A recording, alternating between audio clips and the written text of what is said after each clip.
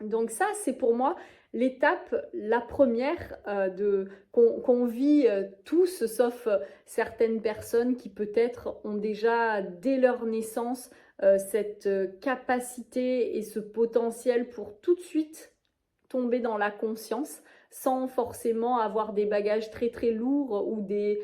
peurs ou des choses très inconscientes à porter. Et du coup, peut-être que ces personnes-là peuvent commencer dès leur plus jeune âge à se créer une vie qui leur ressemble. Mais en tout cas, je pense qu'une grande majorité des personnes humaines sur cette terre qui vivent cette réalité humaine vont vivre des expériences où au début leur vie ne ressemble pas forcément à ce qu'ils ont envie de vivre.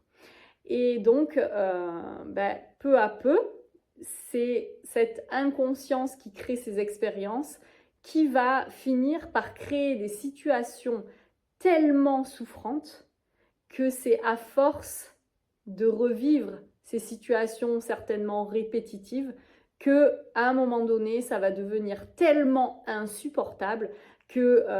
l'être humain va avoir ce besoin de vivre autre chose pour aller vers le bonheur, pour aller vers l'amour, pour aller vers la joie, que finalement, il va y avoir une envie de trouver des solutions, une envie de faire les choses autrement. Et c'est de là, pour moi, que très souvent, le chemin vers soi-même, vers la compréhension, vers la connaissance de soi, va pouvoir s'ouvrir parce qu'il y aura eu ces obstacles qui seront venus et venus et venus et qui auront causé énormément de souffrance. Donc, une fois que cette souffrance est là, une fois que la personne décide d'aller regarder cette souffrance pour pouvoir petit à petit